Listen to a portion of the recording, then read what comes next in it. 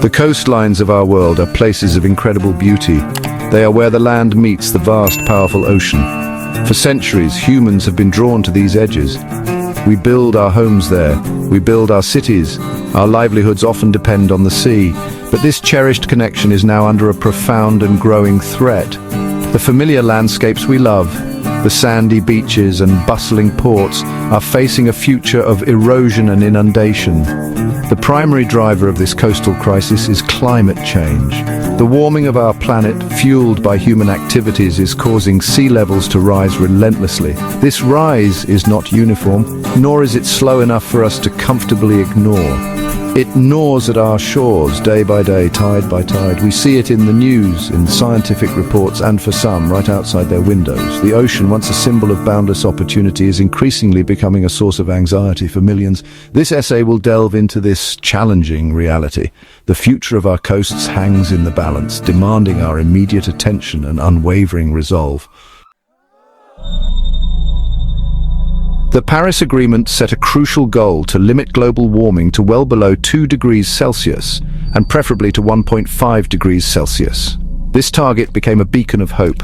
It suggested that if humanity could rally, we might avert the worst catastrophes of climate change. However, recent scientific studies paint a more sobering picture for our planet's coastlines. Even if we halt global temperature rise at 1.5 degrees, the oceans will continue to swell.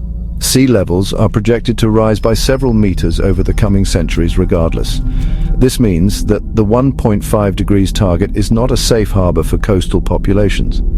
The momentum built into the Earth's climate system is too great, the ice sheets too vulnerable.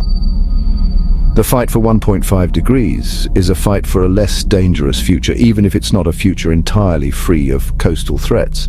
We need to prepare for the changes that are already baked into the system. This is a stark, uncomfortable reality, but one we must face with open eyes and a commitment to action. Consider Miami, Florida, a city synonymous with sunshine, vibrant culture, and beautiful beaches. Yet Miami is built on porous limestone, on land that is perilously low-lying. The city is already experiencing sunny day flooding, where streets become inundated even without a storm simply due to high tides. This is a direct consequence of rising sea levels. The projections for Miami are deeply concerning. By the year 2050, a significant portion of US coastal property could find itself below mean sea level. Miami is at the forefront of this risk. Entire neighborhoods, iconic streets, and critical infrastructure face the prospect of being permanently submerged or frequently flooded beyond use. The city is investing billions in pumps and raising roads, but these are temporary fixes. The long-term viability of some parts of Miami is now an open and troubling question. The fate of cities like Miami serves as a stark warning for coastal urban centers worldwide. Lagos, Nigeria, is a city of incredible energy and dynamism. But much of this vibrant city, home to over 20 million people, sits precariously on low-lying islands and coastal plains. Areas like Victoria Island are already battling severe coastal erosion and increasingly frequent flooding. Many residents live in densely packed informal settlements, often lacking basic infrastructure. The government is making efforts, such as the construction of the Great Wall of Lagos, but the scale of the problem dwarfs current interventions. The social and economic fabric of Lagos is intricately tied to its coastal location. The city's struggle is a microcosm of what many developing coastal nations face in a warming world. One of the most challenging concepts to grasp in the climate crisis is climate lag. The Earth's climate system behaves like a massive supertanker. The greenhouse gases we have already pumped into the atmosphere have set in motion a series of changes that will continue to unfold for decades, even centuries. The oceans have absorbed over 90% of the excess heat trapped by greenhouse gases. This enormous amount of stored energy continues to warm the water, causing it to expand, and it continues to melt ice from below. Massive ice sheets in Greenland and Antarctica have a huge thermal inertia. Once they start melting, it's incredibly difficult to stop them quickly.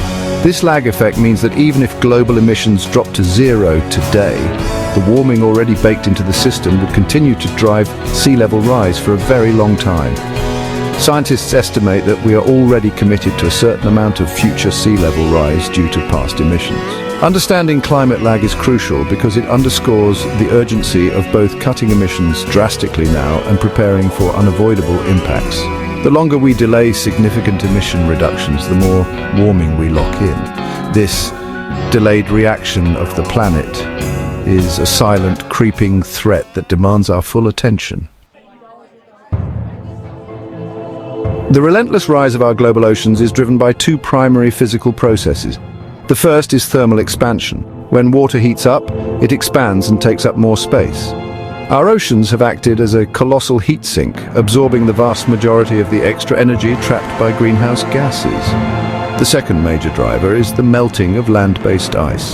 This includes mountain glaciers and the colossal ice sheets of Greenland and Antarctica. These unseen forces, thermal expansion and melting ice, are slowly but surely redrawing the map of our world. The consequences of rising sea levels extend far beyond the mere loss of physical land. An estimated 230 million people globally currently live on land within 1 meter of current high tide lines. As the waters advance, these individuals and their communities face the harrowing prospect of displacement. This isn't just about moving houses, it's about the disintegration of communities, the loss of cultural heritage, and the immense psychological toll of becoming a climate refugee. The impacts on critical infrastructure are also severe and far-reaching. Coastal counties in the US alone are home to military bases, airports, power plants, and over 60,000 miles of roads and bridges. Saltwater intrusion contaminates freshwater aquifers, which are vital sources of drinking water and irrigation for agriculture. The economic costs are staggering. In the United States, by 2050, up to $106 billion worth of coastal property could be below sea level. Addressing the human cost of rising seas requires a profound commitment to equity and climate justice. Faced with the inevitable rise of sea levels, adaptation becomes paramount. This involves a multifaceted approach, acknowledging that some changes are now unavoidable. One approach involves hard engineering solutions, such as building or strengthening seawalls and constructing storm surge barriers. A growing emphasis is being placed on soft or nature-based solutions. These strategies work with, rather than against, natural processes. Ultimately, adaptation will also require difficult choices, including rethinking urban planning and, in some cases, managed retreat from the most vulnerable areas. These decisions are socially and politically challenging, but increasingly necessary for long-term coastal sustainability. The challenge of protecting our coastlines in an era of rising seas is undeniably immense. The science is clear. Even if we achieve our most ambitious climate targets, a significant degree of sea level rise is already locked in due to climate lag. This reality demands not despair, but a renewed sense of urgency and a commitment to a dual strategy: aggressive mitigation coupled with proactive, intelligent adaptation. We must continue to fight for every fraction of a degree of warming we can avoid. Reducing greenhouse gas emissions as rapidly and deeply as possible remains our primary defense. Simultaneously, we must be brutally honest about the adaptation measures now required. This involves significant investment in coastal resilience, supporting communities as they prepare for higher sea levels. This adaptation effort must be equitable, ensuring that the most vulnerable populations receive the support they need.